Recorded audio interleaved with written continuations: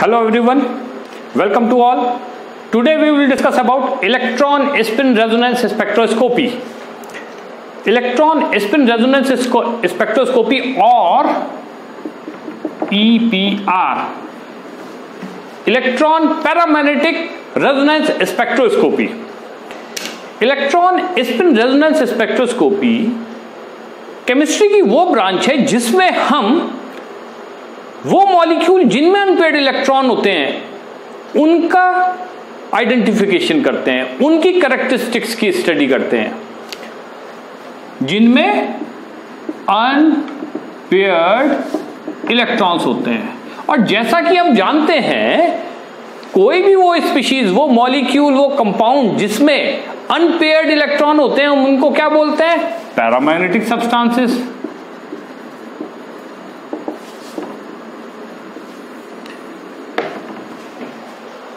उनको हम क्या बोलते हैं? Paramagnetic substances. इसीलिए ESR को हम क्या बोलने लग जाते हैं? Electron paramagnetic resonance spectroscopy. Electron paramagnetic resonance spectroscopy. यहां पर मैं पैरामैग्नेटिक नेचर को भी बता देता हूं। दो substances which are weakly attracted by external magnetic field, जो वीकली अट्रैक्ट होते हैं एक्सटर्नल मैग्नेटिक फील्ड से, उनको क्या बोलते हैं? Paramagnetic substances. और ये सब्सटेंसेस की कैरेक्टरिस्टिक क्या होती है कि भाई इनमें कम से कम एक अनपेयर्ड इलेक्ट्रॉन होना चाहिए। तो इलेक्ट्रॉन स्पिन रेजोनेंस में हम बात ही उनकी करते हैं जिनमें अनपेयर्ड इलेक्ट्रॉन। उनकी डेफिनेशन में हम लिखते हैं in electron spin resonance spectroscopy studying for which kind of molecule? For unpaired electron having species. तो इसीलिए हम इसको पैरामैग्नेटिक रेजोनेंस स्पेक्ट्रोस्कोपी भी बोलते हैं। अब बात आई कि भाई ये काम कैसे करती है, प्रिंसिपल।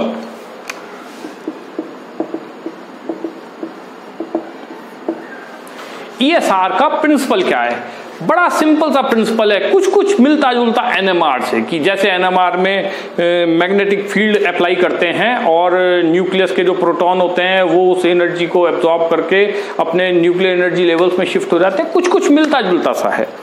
अब ESR में मॉलिक्यूल के अंदर क्या होना चाहिए? अनपेयर्ड इलेक्ट्रॉन होना चाहिए। अनपेयर्ड इलेक्ट्रॉन होगा तो उसके अंदर क्या होगा भाई? ये यहां पर मैं अपने इलेक्ट्रोमैग्नेटिक रेडिएशन की जो वीडियो लेक्चर मैंने डाला था, आप उसमें भी देख सकते हैं। वहां एक छोटा सा प्रिंसिपल मैंने बताया था, कोई भी अगर चार्ज बॉडी है, any charge body, either positive और निगेटिव, अगर वो मोशन में, कैसे मोशन में? कांस्टेंट मोशन में, कांस्टेंट वेलोसिटी के साथ मूव कर रही है, तो वो अपना इलेक्ट्रिक फील्ड भी पैदा करती है और साथ में अपना एक मैग्नेटिक फील्ड भी पैदा करती है। यानी कि वो दोनों electric as well as magnetic own अपने खुद का। तो अब हमने कहा कि अनपेयर्ड इलेक्ट्रॉन है। अब अनपेयर्ड इलेक्ट्रॉन है तो ये इसका अपना एक मैग्नेटिक मोमेंट होगा, ठीक है ना? क्या होगा? एक क्योंकि इलेक्ट्रॉन सदैव क्या रहता है? कांस्टेंट मोशन में रहता है न्यूक्लियस के चारों तरफ। और जब मैग्नेटिक मोमेंट होगा तो भैया मैग्नेटिक एनर्जी लेवल्स भी बनेंगे। कैसे? कि भैया ये कोई मैग्नेटिक मोमेंट था इसका, और आपने भाई मैग्नेटिक मोमेंट दो तरह का होगा, एक प्लस हाफ होगा और एक माइनस हाफ होगा, ठीक है जी? क्योंकि इसकी इलेक्ट्रॉन स्पिन की वैल्यू क्या होती है? Spin quantum number plus half. Single electron के लिए स्पिन क्वांटम नंबर क्या होगा? Plus half. तो मैग्नेटिक मोमेंट आपके इसके क्या क्रिएट हो गए? दो क्रिएट, एक प्लस हाफ एक माइनस हाफ। अब आपने कहा सर ये किस तरीके से? कि भाई इसको हम इस तरीके से भी समझ सकते हैं कि भाई एक क्योंकि सिंगल इलेक्ट्रॉन है, चार्ज बॉडी है, कांस्टेंट वेलोसिटी से मूव कर रहा है, एक बार मैग्नेट बन गया, एक ये छोटा सा एक टीनी बार मैग्नेट बन गया, ठीक है? एक चुंबक है और आपने इस पे क्या लगा दिया? एक एक्सटर्नल मैग्नेटिक फील्ड, एक एक्सटर्नल मैग्नेटिक फील्ड इस पर इंपोज कर दिया। तो जैसे एक छोटी चुंबक बड़ी चुंबक के सापेक्ष दो तरीके से इंटरेक्ट कर सकती है। एक, अगर दोनों का मैग्नेटिक फील्ड पैरेलल हो, ठीक है, और एक दोनों का मैग्नेटिक फील्ड अपोजिट डायरेक्शन में हो, ठीक है, एक बार अट्रैक्ट करेगी और एक बार रिपेल करेगी। अगर सेम डायरेक्शन में है तो रिपेल करेगी और अपोजिट डायरेक्शन में तो अट्रैक्ट करेगी।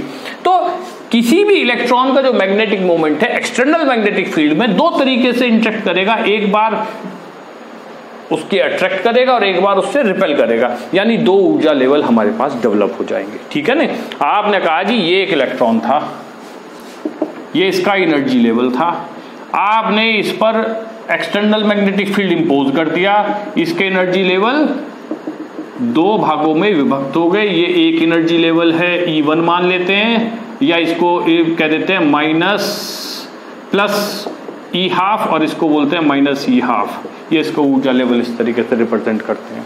ठीक है जी। और इसमें जब इलेक्ट्रॉन है तो आएगा तो ग्राउंड स्टेट में ही पहले सिंगल इलेक्ट्रॉन, और आप इस वक्त इस पे क्या इंपोज कर देंगे, ये बात ध्यान रखिएगा, इंपॉर्टेंट है,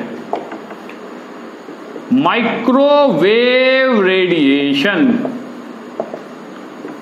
क्या इंपोज कर दिया आपने, माइक्रोवेव रेडिएशन इंपोज कर दिया। और किस वक्त किया, जब आपने क्या लगा रखा है, एक्सटर्नल मैग्नेटिक फील्ड इंपोज किया हुआ है। बात कुछ आ गई समझ में। तो जब माइक्रोवेव रेडिएशन डालते हैं, ऐसा नहीं कि कोई सब, इसके लिए भी लिमिटेशन है, 0.1 to 100 सेंटीमीटर रेंज का माइक्रोवेव रेडिएशन आपको इंपोज करना है। आपने कर दिया जी, जब कर दिया तो अब इसने क्या किया, इस इलेक्ट्रॉन ने एनर्जी एब्जॉर्ब करी और जंप करके नेक्स्ट हाई एनर्जी स्टेट पे चला गया। ये आपका यहां से यहां जाने में ये आपका एक सिग्नल प्राप्त होता है। ठीक है जी। तो ये EPR सिग्नल या ESR सिग्नल कहलाता है। ठीक है, ये इसके ऊर्जा लेवल कहलाते हैं।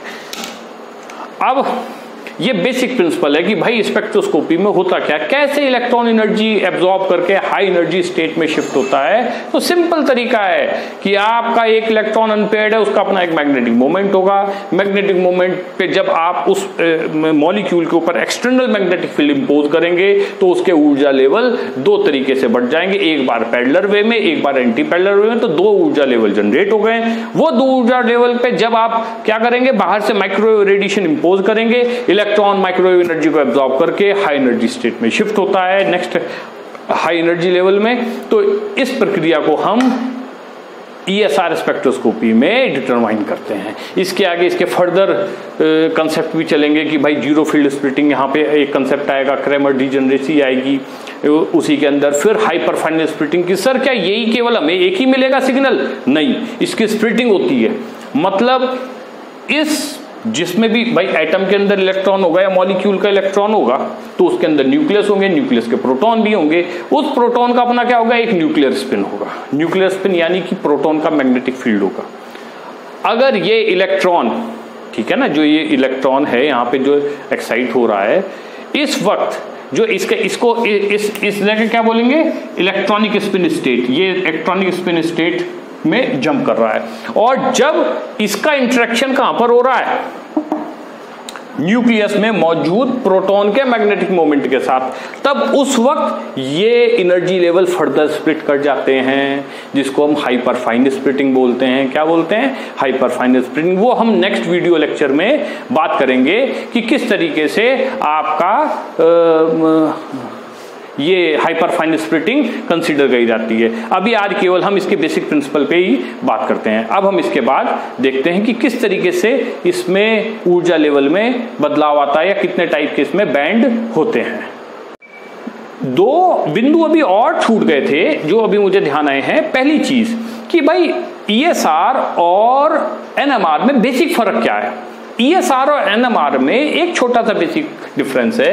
ESR में जो इलेक्ट्रॉन जो स्प्लिटिंग होती है, बेसिकली सिग्नल की स्प्लिटिंग होती है, वो कौन सी होती है? इलेक्ट्रॉनिक स्पिन स्टेट की होती है। ये इलेक्ट्रॉनिक स्पिन स्टेट्स कहलाएंगी। ठीक है ना, splitting of electronic spin state. Whereas in NMR ये कहां पर है? ESR में। ये ESR में स्प्लिटिंग इलेक्ट्रॉनिक स्पिन स्टेट की होगी और इन NMR में न्यू स्प्लिटिंग ऑफ किसकी होती है? Nuclear spin state. Nuclear spin state. इनका ध्यान आपको रखना है कि ये बेसिक फर्क है एनएमआर और ईएसआर में। और यहां पर एक बात और, क्या सर क्या केवल अनपेयर्ड इलेक्ट्रॉन हैविंग स्पीशीज का ही स्टडी किया जा सकता है ईएसआर में? नहीं, यहां पे मैं एक छोटी सी बात और बता देना चाहता हूं कि जो सब्सटेंस डायमैग्नेटिक भी होते हैं, सपोज करिए कोई सब्सटेंस डाया है, मैं इसको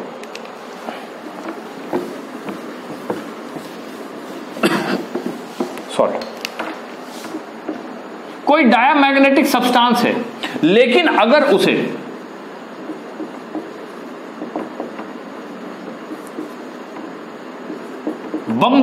इलेक्ट्रॉन का बम्बार्डमेंट करके या फोटोन स्ट्राइक कराकर उसको पैरामैग्नेटिक में बदला जा सके,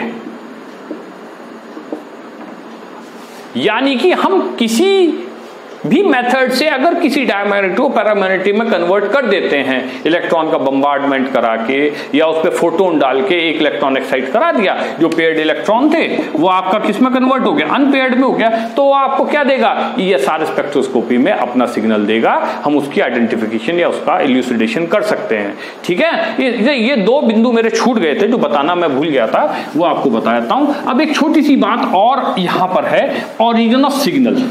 एक बार इसको और प्रॉपर्ली देख लेते हैं। अभी जैसे मैंने बताया कि मैग्नेटिक मोमेंट रिस्पॉन्सिबल होता है सिग्नल के जनरेट, इलेक्ट्रॉन का मैग्नेटिक मोमेंट की वजह से वो आप इंटरेक्ट करता है एक्सटर्नल मैग्नेटिक फील्ड में। तो वो मैग्नेटिक मोमेंट पैदा कैसे होता है? यहां पर मैं छोटी सी एक बात बता देना चाहता हूं कि इलेक्ट्रॉन किसी न्यूक्लियस के चारों तरफ जब चक्कर काटता है तो दो तरीके से घूमता है, एक तो अपनी ओन एक्सिस पर और एक न्यूक्लियस के चारों तरफ। तो अपनी ओन एक्सिस पर जब वो चक्कर काटता है तो वो क्या पैदा करता है? ओन एक्सिस पे स्पिन एंगुलर मोमेंटम।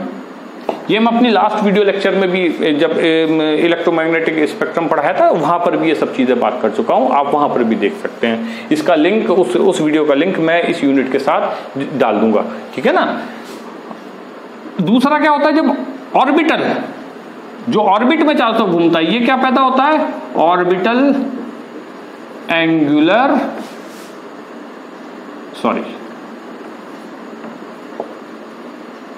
मोमेंटम। और ये दोनों मिलकर क्या बनाते हैं? किसी भी इलेक्ट्रॉन के लिए ये टोटल एंगुलर मोमेंटम होता है, टोटल एंगुलर मोमेंटम। ये क्या होता है? Total angular momentum. अब जो मैग्नेटिक मोमेंट पैदा होता है इलेक्ट्रॉन में, देखो दो चीजें होती हैं। जब कोई सिंगल इलेक्ट्रॉन होता है, सिंगल इलेक्ट्रॉन की बात कर रहे हैं, तो एक होता है स्पिन क्वांटम नंबर। ये क्या होता है? Spin quantum number. वो सदैव क्या होता है सिंगल इलेक्ट्रॉन के लिए? +12, अगर हम बात करते हैं सिंगल इलेक्ट्रॉन की। लेकिन एक इसके साथ एक प्रॉपर्टी इनबिल्ट होती है, इनहेरिटेंट इसकी प्रॉपर्टी होती है। वो क्या होती है आपकी? वो होती है मैग्नेटिक मोमेंट। जो मैग्नेटिक मोमेंट है ये इसके किस चीज पर डिपेंड करता है? ये spin, total spin angular moment पर। इसका मतलब मेन कंट्रीब्यूशन किसकी वजह से होता है? स्पिन एंगुलर मोमेंटम की वजह से होता है। तो स्पिन एंगुलर मोमेंटम है, ये कैसे हम कैलकुलेट करते हैं? इसको हम ms से डेजिग्नेट करते हैं, ठीक है ना। ये आपने फार्मूला पढ़ ही रखा है, h/2π, या इसको h क्रॉस भी बोलते हैं, √s × s+1। ये इस पे स्पिन क्वांटम नंबर हो गया, ठीक है ना। अनपेयर्ड का एक का हाफ होता है, दो होंगे तो +1 हो जाएगा। अब ये इसको हम ऐसे भी लिख सकते हैं, h×2π s × s+1। यहां पे ms क्या है? Total spin angular momentum, total spin angular momentum. और जो मैग्नेटिक मोमेंट है वो मेनली, मतलब मैग्नेटिक मोमेंट का जो मेन कंट्रीब्यूशन होता है, मेन कंट्रीब्यूशन किसकी वजह से होता है? टोटल स्पिन एंगुलर मोमेंटम की वजह से। आप इसको फार्मूले से देख सकते हैं, ये लैंडे स्प्लिटिंग फैक्टर होता है, म्यू कांस्टेंट है, और ये आपका आ गया ms। ये आपका मैग्नेटिक मोमेंट है। ये इस फार्मूले, मतलब ये मेनली किस पे डिपेंड कर रहा है? आपका टोटल स्पिन एंगुलर मोमेंटम पर। तो हमें मैग्नेटिक मोमेंट से लेना देना है इलेक्ट्रॉन के। अब हम बात करते हैं इसके बाद क्या इसमें पैदा होता है किस तरीके से मैग्नेटिक मोमेंट। अब हमने कहा कि जी सर ये इलेक्ट्रॉन था, ये एक इलेक्ट्रॉन है और इसके बाद इस पे क्या किया आपने, इसमें दो ऊर्जा लेवल होंगे, एक इसका एक तो होगा स्पिन प्लस हाफ, एक होगा magnetic moment ms 1 plus minus half, ठीक है ना। ये in magnetic moment m small m से ये इसके पास होंगे ही होंगे, ये फिक्स है, ये हम चेंज ही नहीं कर सकते। अब आपने इस पे क्या लगा दिया, इंपोज कर दिया, यहां पे आपने इंपोज कर दिया, इंपोज क्या कर दिया, एक्सटर्नल मैग्नेटिक फील्ड। तो इसका एक मैग्नेटिक मोमेंट एक बार पैरेलल इसके साथ इंटरेक्ट करेगा, एक बार एंटी पैरेलल, तो कितने एनर्जी लेवल पैदा हो गए सर, दो टाइप के एनर्जी लेवल पैदा हो गए, एक हो गया ये माइनस हाफ, एक हो गया ये प्लस हाफ, ठीक है, एक ऊर्जा कम। और इनकी एनर्जी में हम कैलकुलेट कर सकते हैं, इस मैग्नेटिक जो लोअर ये आपका मैग्नेटिक एनर्जी लेवल पैदा हुआ, इसकी एनर्जी होती है ई, इसको रिप्रेजेंट कर दिया E minus half equals to minus mu g mu and B nought, और ये हाफ के साथ हाफ, और जो ऊपर वाला हाई एनर्जी ऑर्बिट है लेवल है उसके लिए क्या हो गया plus half g mu B naught. ये एनर्जी हो गई है। और एनर्जी डिफरेंस भी हम निकाल सकते हैं, एनर्जी डिफरेंस क्या होगा E2 माइनस E1, तो आपने निकाला E2 minus E1 plus half में से माइनस हाफ, माइनस माइनस क्या हो गया प्लस हो गया, तो टोटल एनर्जी क्या आ गई जी म्यू बी नॉट, ये एनर्जी आ गई। ये मोस्ट इंपॉर्टेंट इक्वेशन है, इसी को फंडामेंटल इक्वेशन ऑफ ESR भी बोलते हैं, ये एनर्जी गैप, ठीक है जी, ये एनर्जी गैप होता है और यहां पर इलेक्ट्रॉन होता है। इस वक्त जब आप इस पर ESR डालते हैं, ESR रेडिएशन माइक्रोवेव रेडिएशन डालते हैं, तो ये इलेक्ट्रॉन जंप करके जाता है। ये ओरिजिन ऑफ ESR स्पेक्ट्रा भी है, ये ओरिजिन ऑफ ESR स्पेक्ट्रा हो गया है। तो यहाँ पर आपको ऊर्जा लेवल, ये कंपटीशन में कई बार क्वेश्चन पूछा जाता है, आप इनका ध्यान रखिएगा। और ये fundamental equation of ESR spectroscopy है। इसके अलावा इसमें बहुत सारे बैंड्स पैदा होते हैं, जितने डिफरेंट जो माइक्रोवेव हमने कहा है कि सर ये 0.1 to 100 सेंटीमीटर तक रेंज करेगी। इसमें कई सारे बैंड पैदा हो जाते हैं, S band, X band, Q band, K band, ठीक है ना, और W बैंड। इनमें जो मोस्ट इंपॉर्टेंट होता है वो कौन सा होता है, वो मेनली X बैंड होता है। X बैंड ये आपको लर्न भी करना है, कंपटीशन में बहुत पूछा जाता है। X बैंड की रेंज क्या होती है, गीगाहर्ट्ज में 9.5 होती है इसकी फ्रीक्वेंसी की, अगर हम बात करें गीगाहर्ट्ज में X बैंड की आपकी क्या होती है 9.5। ये मोस्ट कॉमन बैंड होता है, ये चीज आप याद करिएगा, ठीक है ना। इस तरीके से S बैंड है, S बैंड की रेंज आती है 3 के आसपास, 3.0 होती है। ऐसे ही K बैंड होता है 23 पे, K बैंड ये यहाँ लिख दिया 23 सीक्वेंस, ये बेसिकली ऊपर आता है, K ऊपर है, इसकी 35 होती है, Q की क्या होती है 35 होती है, और W की 95 होती है, ठीक है ना। ये गीगाहर्ट्ज में फ्रीक्वेंसी है इनकी, ये आप लर्न कर सकते हैं, या वेवलेंथ की फॉर्म में लर्न किया जा सकता है। ये बैंड्स होते हैं, मतलब जो इसकी अलग अलग रेंज में हमें जब माइक्रोवेव डालेंगे तो अलग अलग रेंज में हमें क्या मिलेगा, इसमें स्पेक्ट्रा मिलेगा जो, तो ये हमें याद रखना है। जिसमें सबसे कॉमन क्या होता है, एक्स बैंड होता है, मोस्ट कॉमन होता है। And this is all the principle about the ESR spectroscopy. आप इस चीज को, और इसमें से जो ऑब्जेक्टिव क्वेश्चन आते हैं वो नेट में भी आते हैं और जैम के कंपटीशन में बहुत आते हैं। तो अगले उसमें हम टॉपिक में हम बात करेंगे जीरो फील्ड स्प्लिटिंग की, हाइपर फाइन स्प्लिटिंग की, ये सब चीज़ें हम आगे देखेंगे। और आज के लिए इतना ही। और अगर आपको मेरा वीडियो आज का अच्छा लगा है तो इसको लाइक और शेयर करना ना भूलें, और जो बच्चे मेरे चैनल के लिए नए हैं वो सब्सक्राइब करें और बेल आइकन को जरूर दबाएं। Thank you.